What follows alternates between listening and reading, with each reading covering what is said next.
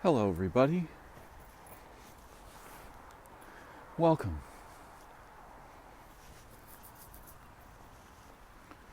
It's nice to have some time together again, to learn and explore, to wonder, to be curious.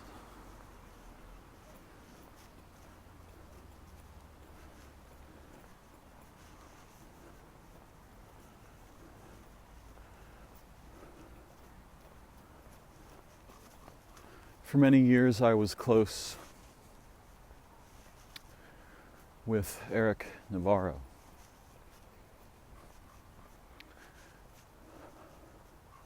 a young Hispanic man who lived in Pacoima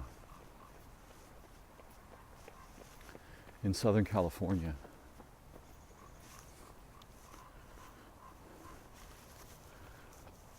He was one of my dearest friends, a brilliantly heartful human being, spirit being, heart being. He played the guitar and was an extremely skillful graphic artist and also a tattooist. So his art, some of his art, is currently walking around on human bodies.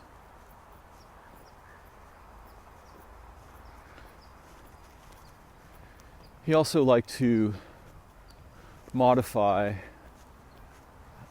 machines, and he had a very rich and beautiful sense of aesthetics. In the last few years of his life, he became fascinated by photography and produced some amazing photographs. He had a particularly unique scooter. It was a Yamaha, I think. And he went by the name Zenith Orbiting.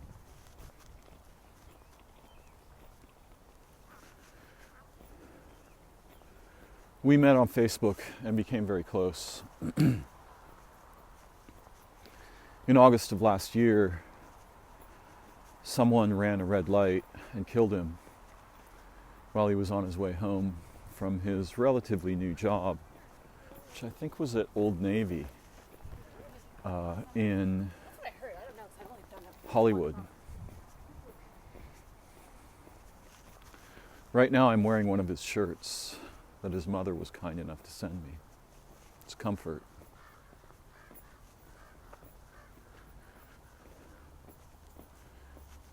Erik was unusually sensitive, uncommonly sensitive, and extremely heartful. He struggled in his final years to understand why the humans with whom he commonly related would try to recruit him into thoughts, games, agreements, or relationships that were not fundamentally heartful, but were confused in their motivation and form. We spent many happy hours in heartful and playful conversation. He had a wonderful sense of humor, and he dreamed like the old South American shamans. His dreaming life was among the most profound of those I've encountered. I miss him.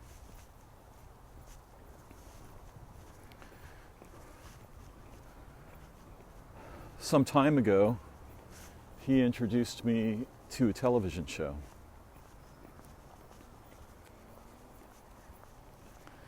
Which has since become very popular, called Severance. And I was particularly fascinated by the theme music in the beginning. which we both made some attempts at learning. Though back then I didn't yet have a keyboard. I do now.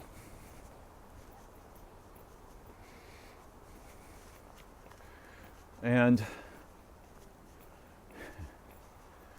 one evening as I was watching season 1, I noticed that one of the screens in the movie,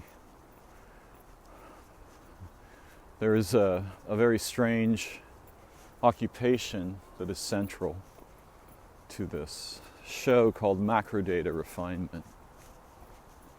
It's not clear that anything's actually being done, but it seems metaphysically oriented. In any case, the screens have names. And apparently the goal of the refiners is to complete the segregation of numbers into little boxes at the bottom of their screens using a trackball, a keyboard. And I noticed that one of the screens was called, rather surprisingly, Pacoima. And I sent him in text an image of that screen, and we both had a laugh about that.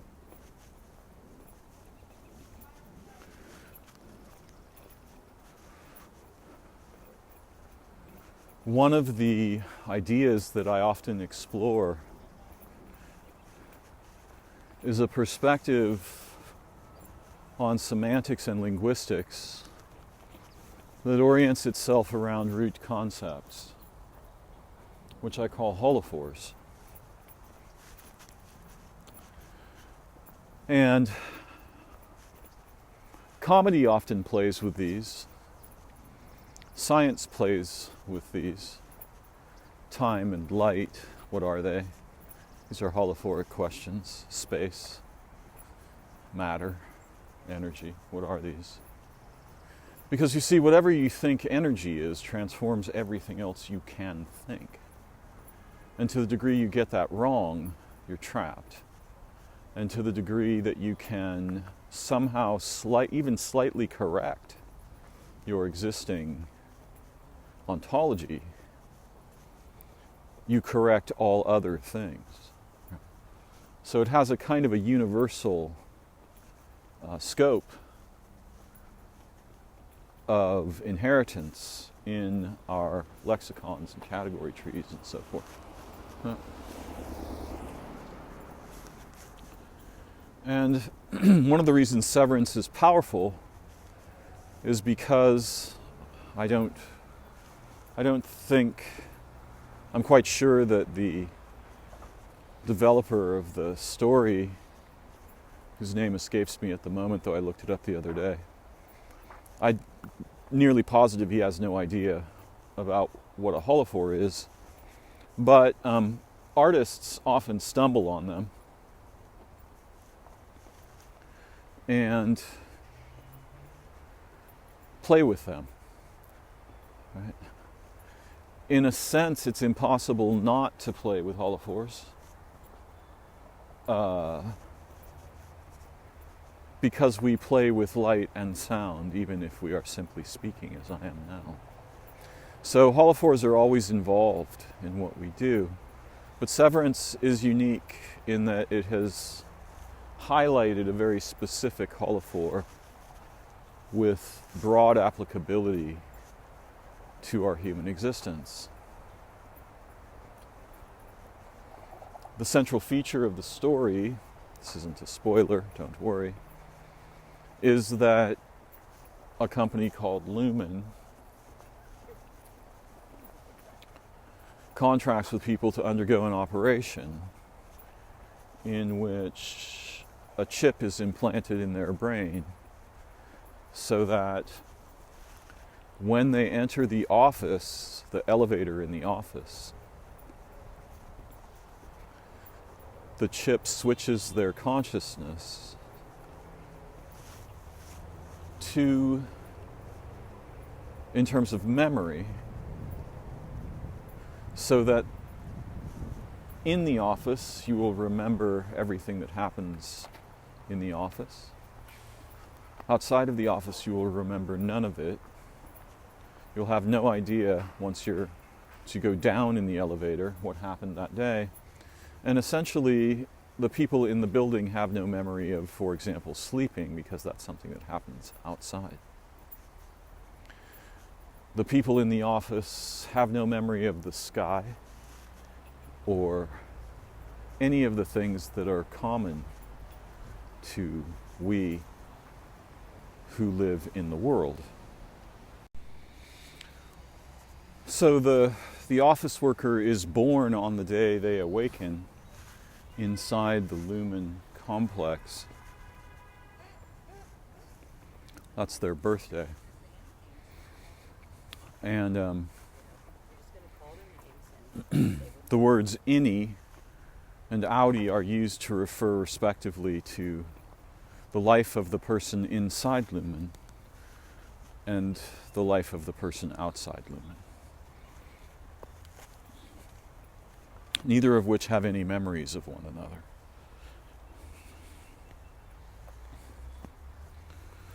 It's a very powerful metaphor. In fact, it's not merely a metaphor, it's a holophore.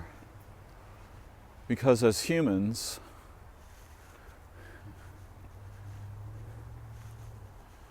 the first basic and obvious correlation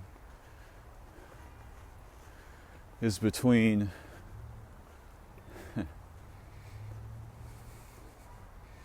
our dreaming self and our waking self. And I've been working on an essay about this for a few weeks now. I noticed this morning that someone had published one, primarily about this feature, the dreaming aspect.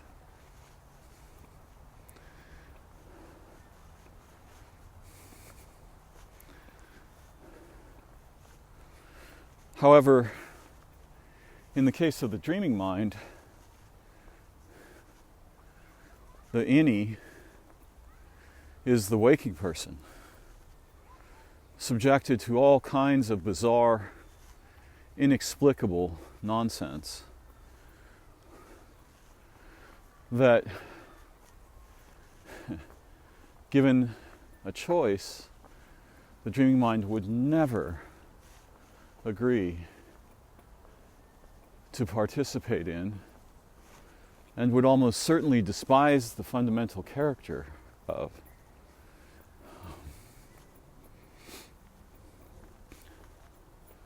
So, the thing we think of as ourselves is our waking self. And that's the thing we have a continuous memory of.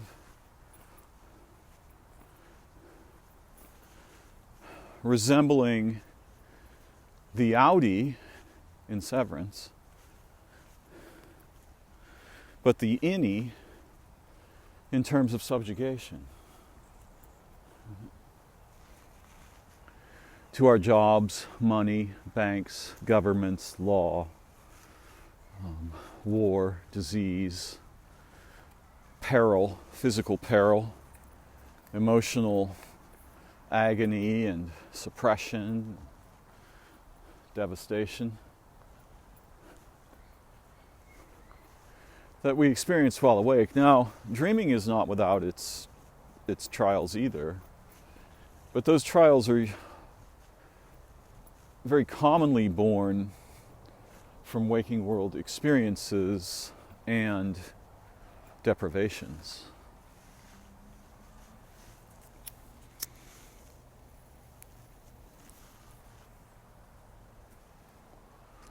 So there's a bipolar correlation here. For many of us, not all of us, the waking world is filled with bizarre, inexplicable injustices, tribulations, challenges, devastations, loss, fear, pain. But it's also filled with beauty, love, heroism, learning, growth, so forth.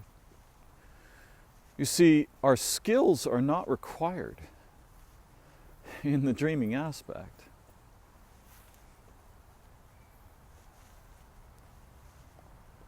In fact, the capacity for our skillfulness almost certainly arises from our capacity to dream, without which we would not be able to restructure memory. And any of us who've carefully acquired a skill as a musician or mathematician, we know the power of sleep and dreaming to ferment and foment developmental leaps, which would otherwise be probably impossible. Also, our bodies can survive in a state of sleep, perhaps indefinitely, until we age out. But we cannot survive without dreaming. In a very short period of a number of days, say 21 of them, the body loses the capacity to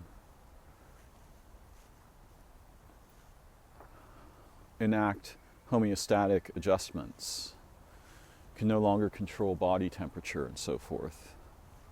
Though we haven't tested this in humans, we've tormented mice this way, we being human scientists.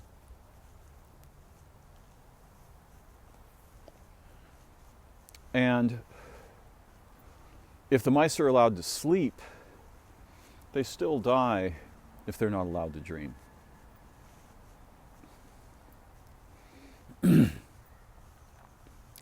So one of these aspects is more primordial to being an animal than the other, and it isn't waking.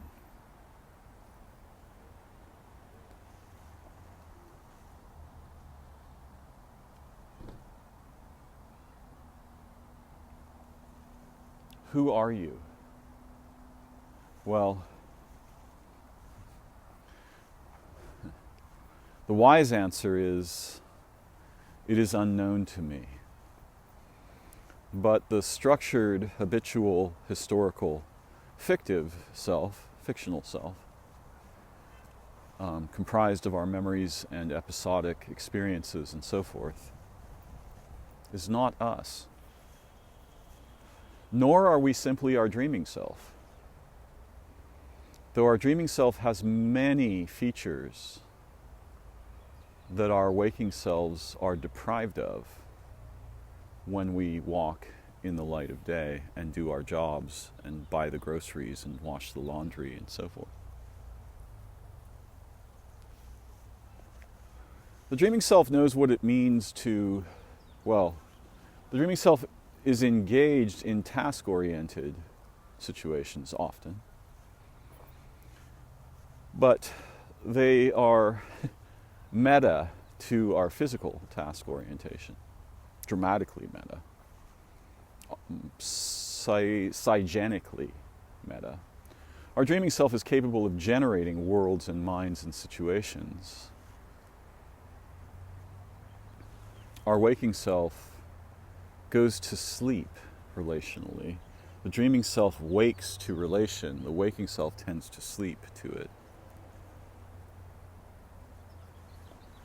That's why I would say that the outies in Severance more resemble our dreaming selves in some ways, and our waking selves in others.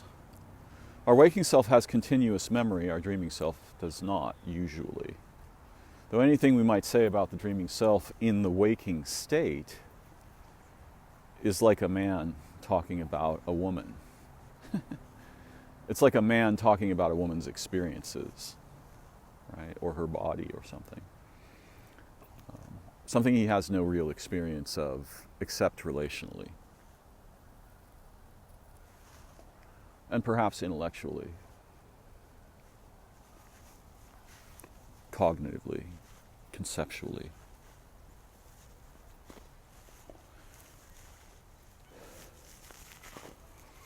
Both of our states are a mixture of each other.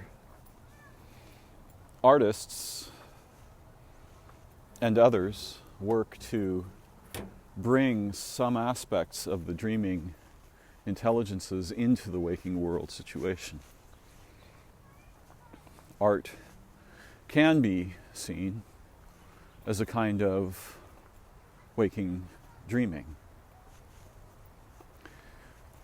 And this is primarily what the essay I saw today explores, the relationship between innies and outies vis-a-vis our dreaming selves and our waking selves. But the metaphors and the holophore of Severance goes vastly, vastly deeper than that.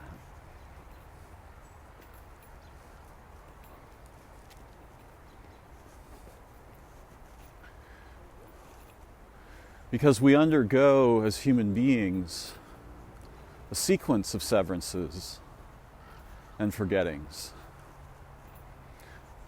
Very few humans that I've ever come across know anything about, have any memory of their origin. There seems to be some kind of strange prohibition, or perhaps even in some ontologies, a mechanism, a machine, that for most of us causes us to forget everything before our childhood.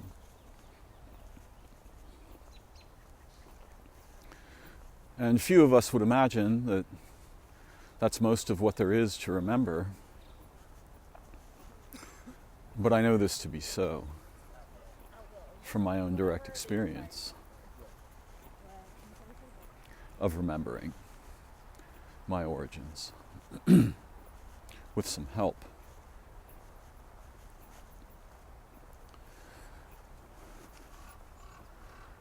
We live, and I think recapitulate the entire history of the development of life, not merely on Earth, but in the universe, and perhaps the life of the universe itself, in the phase from conception throughout our embryogenesis and then our birth, at which point we undergo the first severe physical severance, which is the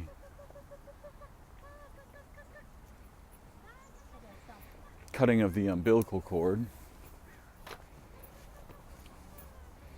Most of us were born in hospitals, which closely resemble a Luhmann-like institution, filled with experts who are task-oriented. We must imagine that infants that remain connected to the mother through the umbilicus for a longer period experience originary, formative, developmental benefits that are staggering and are disposed of by surgical hospital births.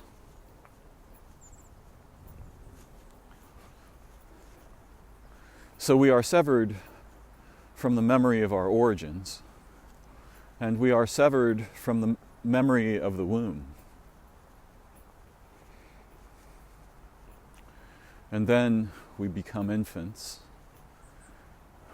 the larval phase of our humanity, highly dependent and incapable of surviving without care. But we undergo further arrays of severing as we are introduced to language and the naturally imaginative, playful, and dreamlike awareness of our childhood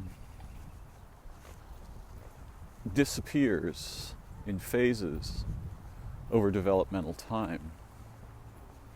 Language severs us, most of us, from a vast library of empathies, sympathies, relational intelligences, and replaces them with tokens, signs.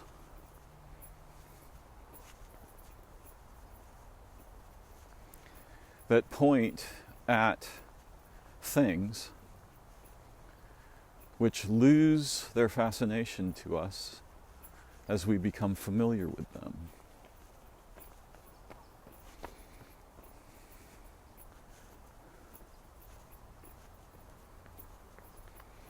The English trope, familiarity breeds contempt, is nowhere more trenchant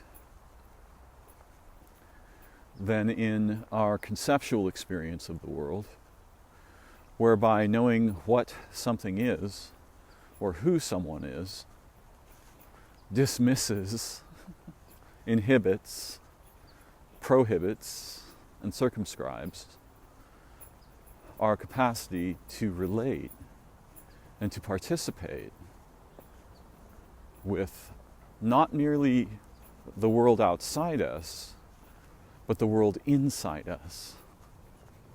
The worlds inside us, the universes inside us. Because the knowledge that renders phenomena, situations, and beings into conceptual objects severs us from intimacy. Any of us who've experienced romantic relationships are aware of the peculiar way in which familiarity eclipses our enchantment and intimacies in many ways that don't make a lot of sense. Getting a new manager, and Christy's like, kind of walks by. Hi. How are you? Not too bad. Nice to see you. Have you been to the other side lately? To the gardens? To the gardens? Yeah, on the other side, the horticulture gardens. I'm not sure yet what you mean. Oh, just on the other side? Of the lake? Yeah. I don't know where the Japanese tea horticulture. gardens. Oh yeah. Why do you ask? Because you go there, don't you? Do you mean the botanical Yeah, gardens? yeah, Oh yes, yeah. yes, I do. Because I was wondering, I hadn't been there for a month or so, and I went back, and the duck isn't there anymore, the Muscovy. Oh. And I was wondering if you might have noticed. You know, the Muscovy ducks do move about. Yeah? Yeah, they do. And they move about seasonally. Really? Mm-hmm. Because she was here for about a year. Right. But then I thought she belonged to somebody. Oh. Lost her. Oh, I see. And then just all of a sudden they were doing more work on the other side, and she disappeared. And a month later, one of the ladies found her over there in the pond. Ah. And she's been there for months. Hmm. And then all of a sudden, right after the really cold weather, as soon as I went back, when the time changed over and you could go before it was 4 o'clock. Right. So I missed a month or so. Mm-hmm. And now I go back, and I've been in there 4 or 5 times, but yeah, the same duck's not there. And I'm wondering where it could possibly be, or did something happen? You know, here in the city, the wild animals, they live much longer than they would in the wild. But when they become elderly, the weather and the coyotes and such, become a threat. There used to be an elderly goose couple that lived here, and they hung out right over there, and I was familiar with them. Mm-hmm. And I remember the day when the female did not come back. Yeah. And shortly thereafter, the male passed away as well. Oh. Yeah. But I was very I've heard close with stories them. about that, because a lot of the people that I talk to have been coming here for like 20 years. Right, yeah. And they know all the ducks and Yeah. the series over. And the Muscovies are very obviously they're strikingly different, Yeah. right? Yeah. There used to be black ones. Mm-hmm. Yeah. Here. Yeah, there was a three of them that used to Oh. mostly hang out together, So you right? remember. Yes, Oh, yes, of yeah. course I do. Yeah, Yeah, I know what you're talking about. Okay. Do you mean the white bird? Well, now it's the white one that's missing. Right. Because I never saw the black ones. Mhm. That's before my time of just noticing this stuff. Yeah, see Other the thing, people okay, know. if she moved to that pond, it's almost certain that she was doing that because it's safer there Yeah. and there's less threat. But that pond also is more subject to coyotes, right? Like here, there's islands and such, Yeah. but the elderly animals have trouble getting to them and so forth. Yeah. So she may have, either succumbed to the weather, which is, or just age, or possibly, coyotes at night there. Well, that was my concern more than anything. But the coyotes have been coming out just recently here around 5 o'clock. Mm. And they walk around the edge, and there's two that have been hanging out on the island. Mm-hmm. On the island? Oh, you mean in there? On the island. Oh, there's often, They come walking down. They yeah, come there's to the often edge. coyote dens on the island. Mm. Yeah. I mean, I love the coyotes too, right? They're all living beings, Yeah. But I I- know they shot 3 of them last Yeah. year Yeah, because a little girl got bit. did she really? Yeah. Hmm. Fell into the den. It was up on a tree. Or the little girl was up on a tree and it fell. And Right. a coyote came after her and bit her. Wow. Yeah, I didn't know about that. I do know that they shoot them sometimes. Yeah, well, they did out by the marina. There was one that had carried dogs away. Mm-hmm. But yeah, now I was just concerned about that one because I had seen that one since it first came here. I understand. Felt bad I because remember wasn't her. there to Yeah, see her because yeah, I'd go yeah. and give her peanuts and Yeah. some Hmm. bird seed and stuff. Yeah.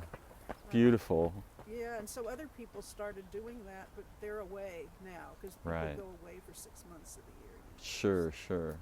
Yeah, so like one of the ladies I know, she knows the saga of those Muscovies, the black ones. She remembers the day, Uh-huh. this thing happened. But she Yeah, should be yeah. back- She should be back any time now. Ah.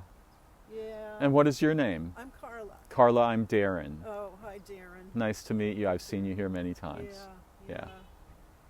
One man told me that the Park Service moves the ducks sometimes. That they will take them from one place to the other. Hmm. But with this particular one, I tried to pet her once, and that was not possible. Mhm. She would not allow that. Yeah. So I realized she's not going to be easy for anyone to catch Right. because she knows me. Yeah, right. And Yeah. but I can only get so close to her. Yeah.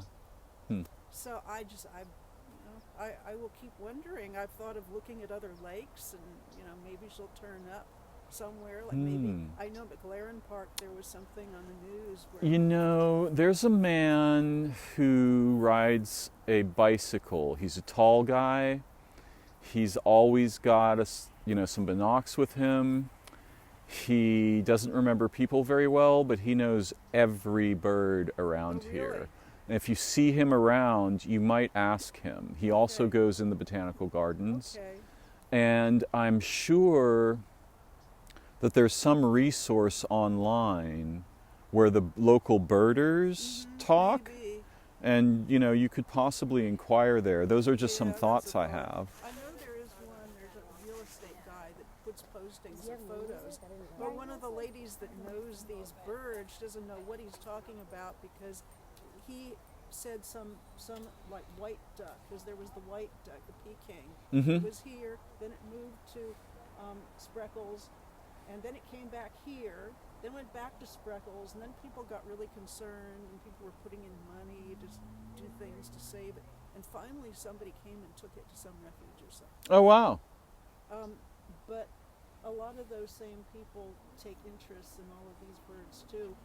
But You could also inquire directly of the Parks and Rec folks, right, and ask them. yeah, I didn't before because from what I'd heard, if it had belonged to someone, because once we called because there were 2 little ducklings somebody dropped off, and we were so worried they'd get eaten by coyotes. Because we dropped them in the lake, and then they were following people and following dogs, and it was a hot sunny day, and we got a box. Everybody got to 12 people, you know, this effort to save these 2 ducks.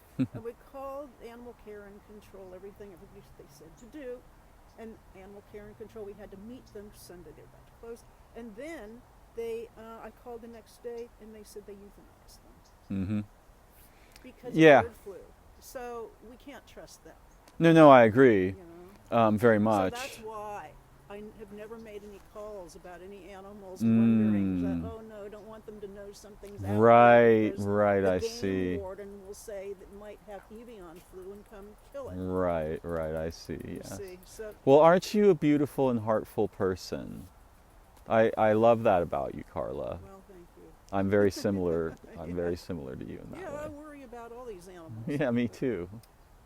Yeah, so yeah, I hope that one turns out. But anyway, this woman, talking about the white duck, that there's this real estate guy, and he posts photos, and he said those ducks were someplace like here, but the thing is, they just weren't. And she thought every day, oh no, has this duck come back here? But no, it hadn't. And then we saw an article in the news not long ago that a couple of muscovies, one was killed and one had a dart in it by some kid or some deranged person. But that was at McLaren Park. And so I thought, well, maybe they moved them. Maybe they took the one from here and moved it to McLaren. You'd think that wouldn't be safe. But I've thought, I don't even know where McLaren Park is. Neither do I, actually.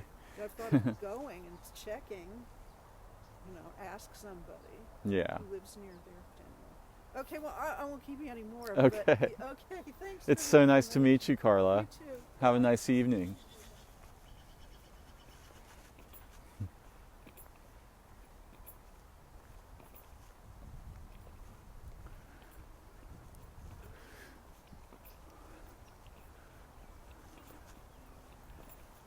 So I'll probably remove the conversation that just took place between an elderly woman and me about one of the ducks in the lake here where I'm walking.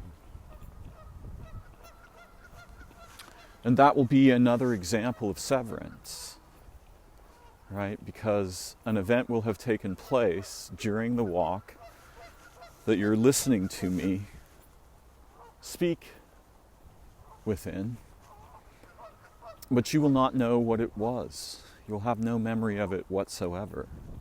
It occurred in sequence, but it will be removed. And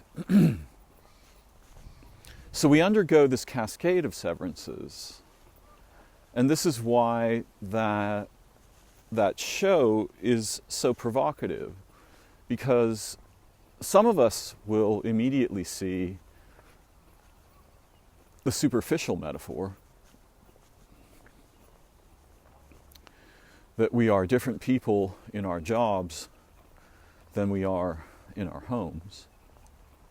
Our roles are different. And so that's the most superficial metaphor. The next most obvious one is the division between our dreaming selves and our waking selves. Most of us don't even, many of us anyway, would not even suspect that we have existed previous to this life, or that we are deathless, right? That there's no actual death except for the body that we're currently associated with. Very few of us have significantly efficient autobiographical memory. One of my friends, brilliant wildlife wilderness guide and photographer, Sarah West, her previous husband had essentially eidetic episodic memory, and could tell her on what day, on what time, something happened in the past. Very few of us have memory of that form. And each of us, our memories are uniquely structured and uniquely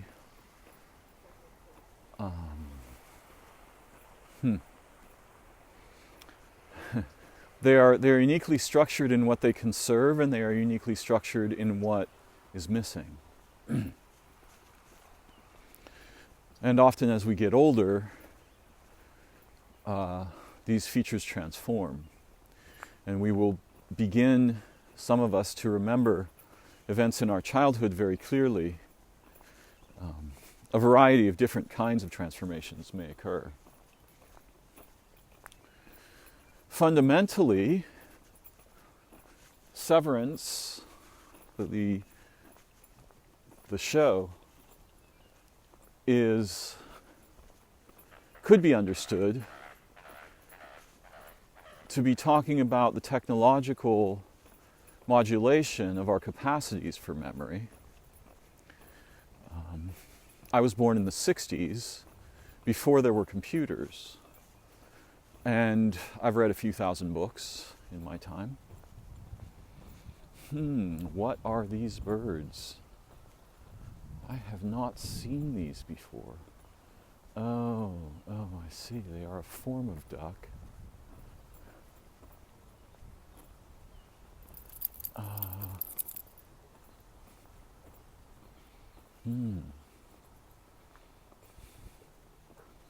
Or maybe they are a form of goose.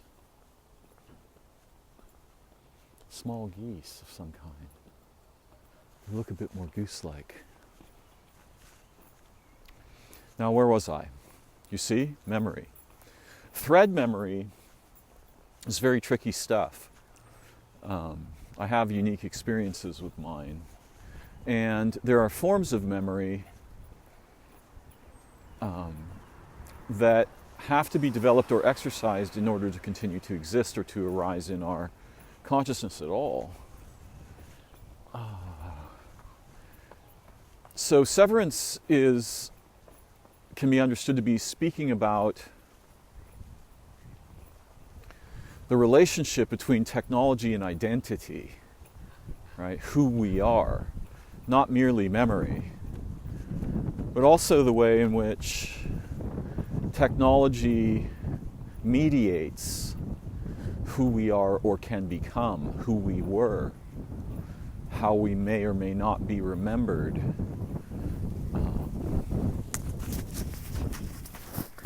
And all of these matters are very profound. This is what I mean when I say it's a holophore, right? It's like an endless spiral of connections to crucially important experiences. These circle around the distinction between the waters of memory and the avatar of those waters, Mnema Saini, and the waters of forgetting and the avatar of those waters, the waters of Lethe, from which we get the word lethal. So in a way, I remember when I first got a smartphone, it was due to a job. I waited until 2016. And then I had a job with a film producer, and in order to do that job, I needed to have a smartphone, so he sent me one. And I named it Amnesia.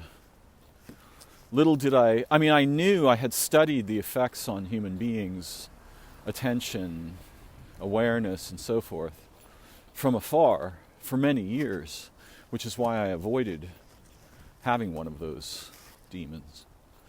But I did not realize just how devastating it would become over even short periods of time, nor how quickly that device would appear in my dreams.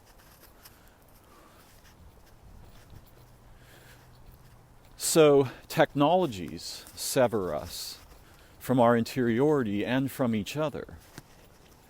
And then they present the representational remains of those relationships as icons, tokens, TikToks, Instagrams, so forth.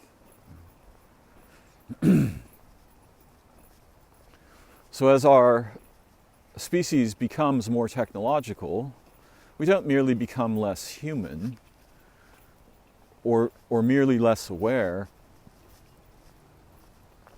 We are fed to the machines. Our interiority is fed to the machines. Just as most of us underwent during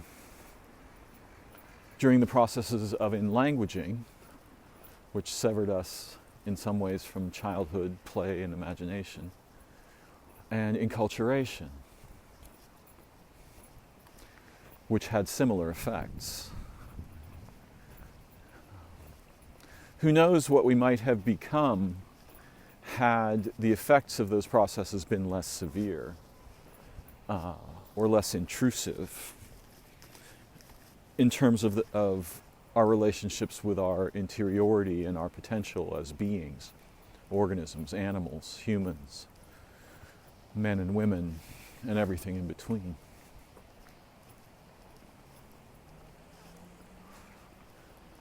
So the severance metaphor goes very deep. Right? And we also, part of the reason why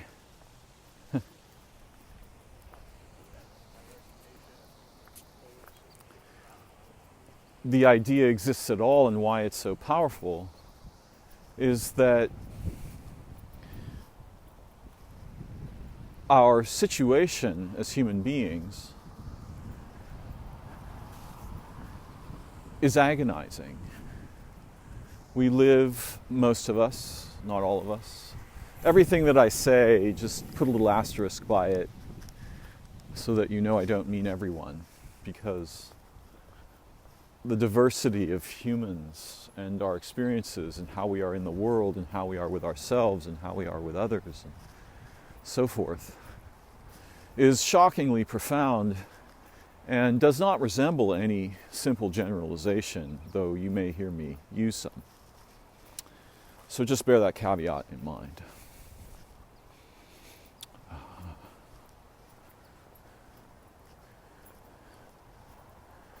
We undergo a cascade of severances from our own interiority, from our psyches, from our souls, from our nature as beings, which is surely transcendental to anything we can even possibly think. Our thinking is mostly symptomatic where it is not where it is not skillful or somehow effective.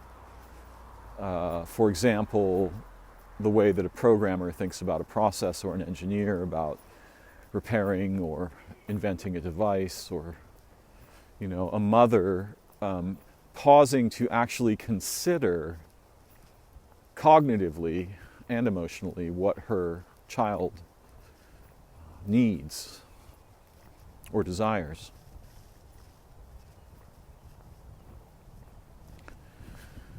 As we grow older, we are severed from many relationships, and not merely by death. Our work does sever us from each other. Our situation in modernity severs us from each other.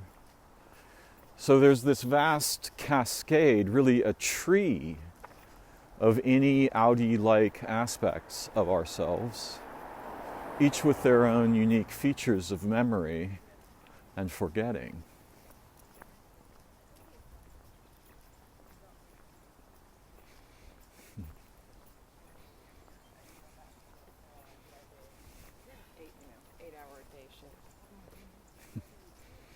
Women walking by me were just saying, yeah, with a terrible look on her face, an 8-hour day shift. Shift. What's a shift? Right? Well, it's a shift from being human to being a function. And that's another kind of severance. Now, when I look at my phone, if I were to take it out right now, of course I'm recording at the moment, but if I were to start, let's say I loaded up some app or something, Facebook or whatever, and I began looking at it, my situational awareness would drop to near zero. That device is so compelling, and it represents severance from something that we don't even know exists, which is the thing that it emulates.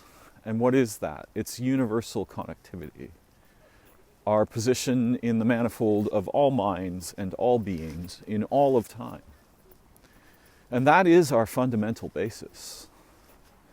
Although some might argue, no, the fundamental basis is even more profound than that. It is a kind of pure undifferentiated potential, sometimes referred to as emptiness by Buddhists or Hindus.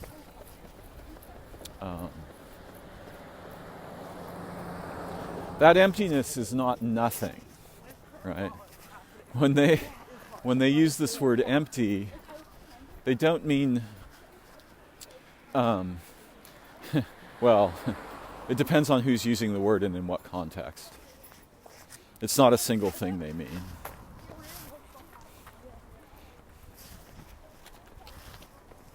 Certainly. But if I'm going to generalize, the emptiness of enlightenment or moksha is not actually, it's not nothing, right? It's everything at once with no qualities of any kind and no attachments of any kind, or something resembling this, although trying to make face noises about this is a very silly thing to do, so I should be sternly reprimanded. And if any of you would like to sternly reprimand me, well, get in touch. Especially if you're, of the desirable gender.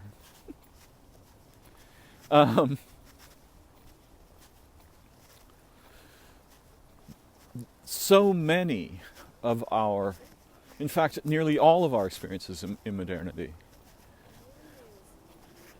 involve this idea of severance. Think carefully about what happens to you when you begin and end a task. Right now I'm on a walk. I have severed myself from the familiar, comforting, and, quote, safe, unquote, situation in my preservation box, otherwise known as my flat. And I'm outdoors, where there's a lot more risk and novelty.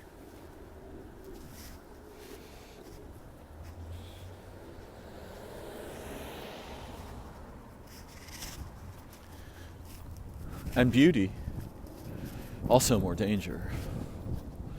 At the point at which I realized I was on my way home, quote unquote, my role in the situation transformed.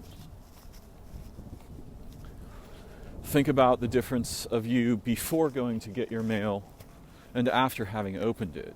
Well, that's a relatively archaic idea. Before writing and after writing. Before sex and after sex. Before a meal and after a meal. Or, if you want a more trenchant example of severance, think about what happens when you get into your car to drive it. Right?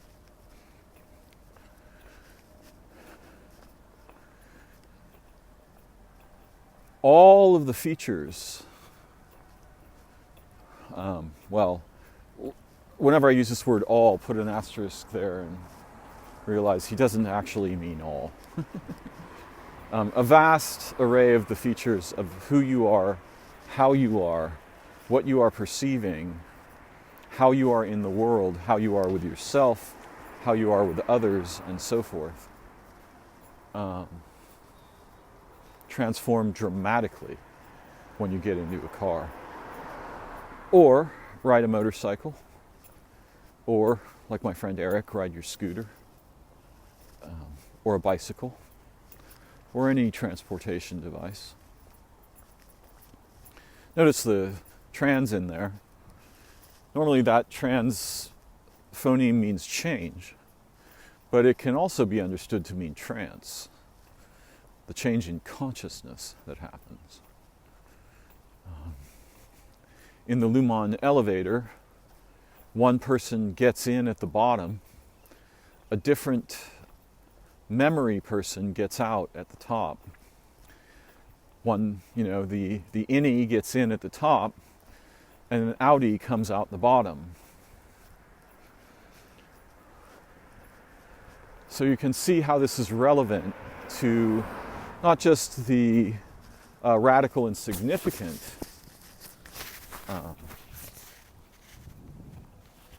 features of our experience as human beings, but also to the very small experiences. When you are in the bathroom, when you are using the restroom,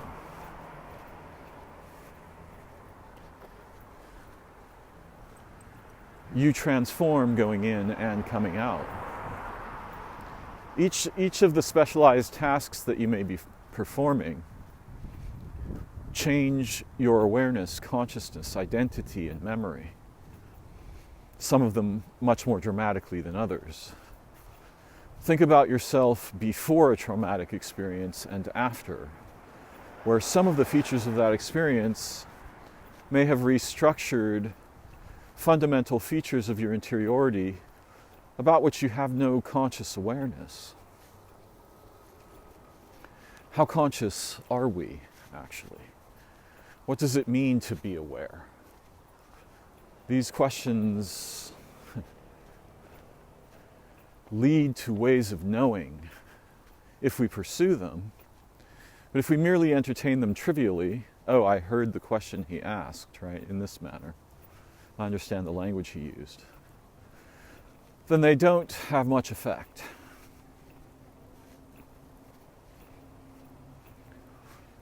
The experience of the death of some being that we love, right?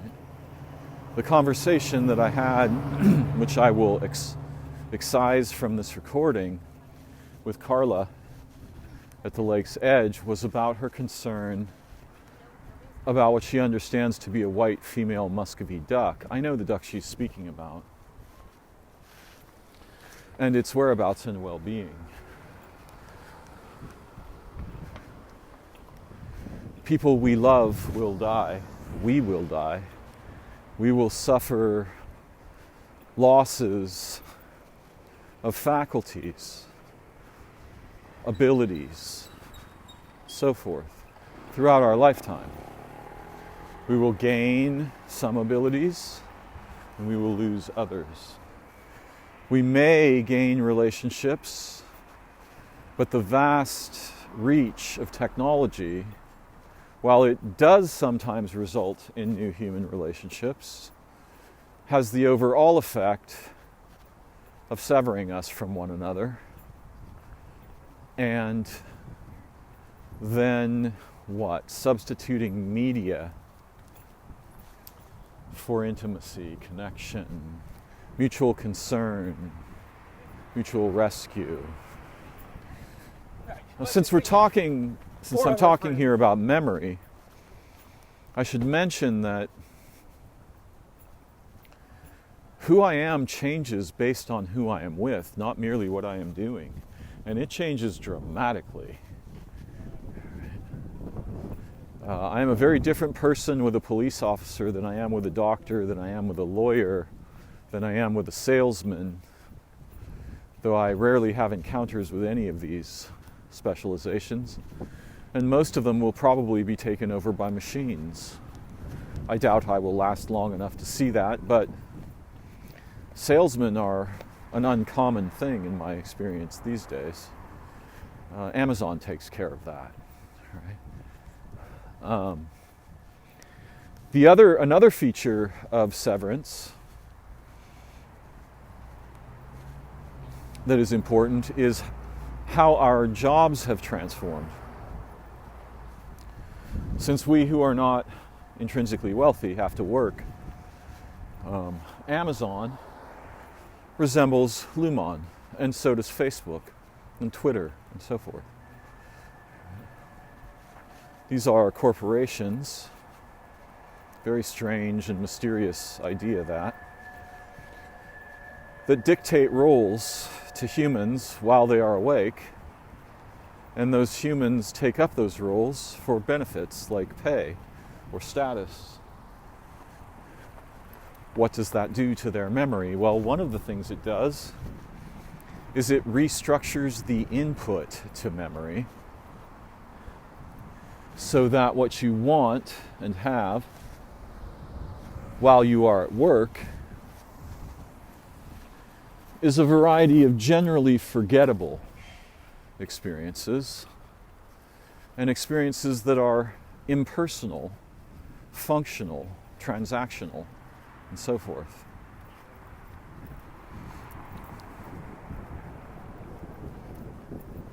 The green light invites us to continue our journey. The red light demands that we cease travel.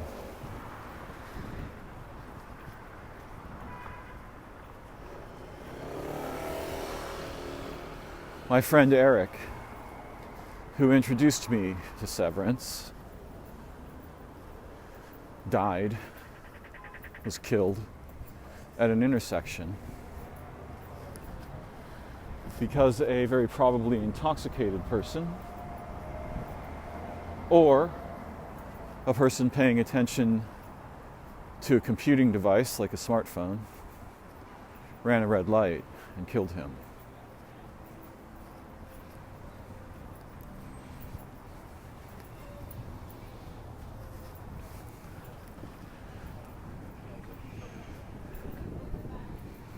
I had no way to contact Erik's family, but the last time I called his phone, sometime in early September, after about a month of not hearing from him, his aunt picked up and told me what had happened. It was agonizing, an agonizing moment. And it remains painful. However, Erik and I were profoundly close,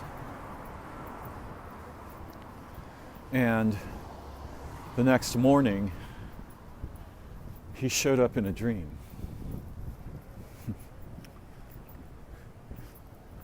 And we talked for some time in the place where there are no words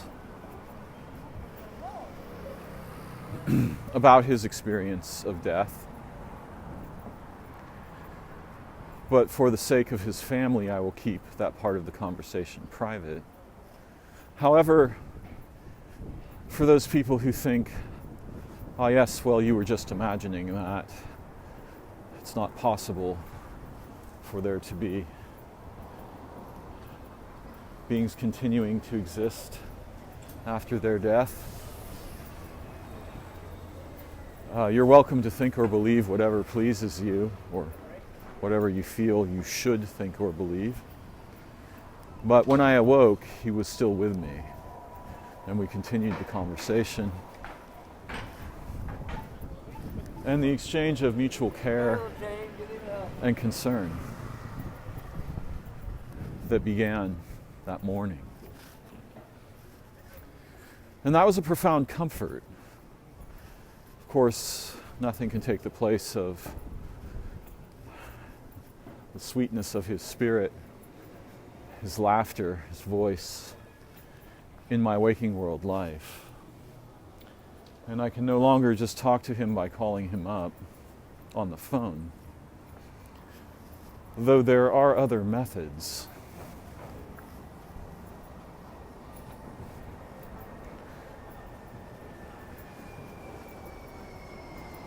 I'm not sure if I'm going to proceed with my plan to write the essay about the topics I've sketched here. I may.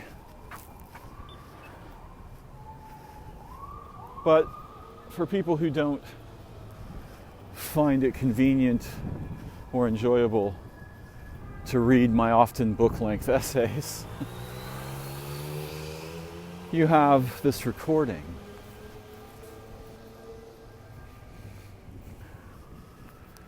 I'm not sure I'm a fan of the TV show, though I will mention I've certainly enjoyed it. My son and I are presently watching season 2.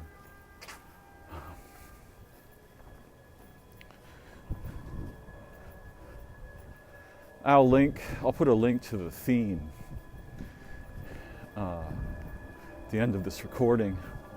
There's so much more to say.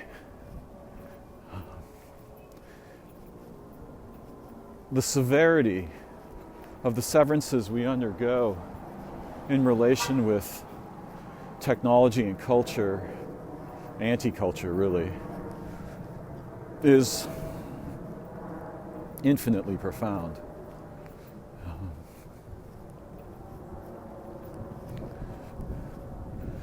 But for the moment, I have accomplished my goal. Thank you for joining me.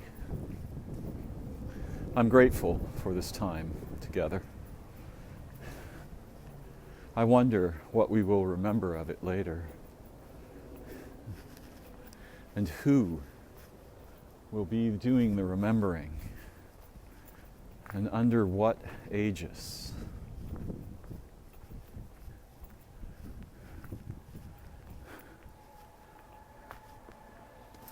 Hey man, good to see you. Thank you for joining me. I look forward to learning together again very soon. Peace for now. I've got an elevator to get into.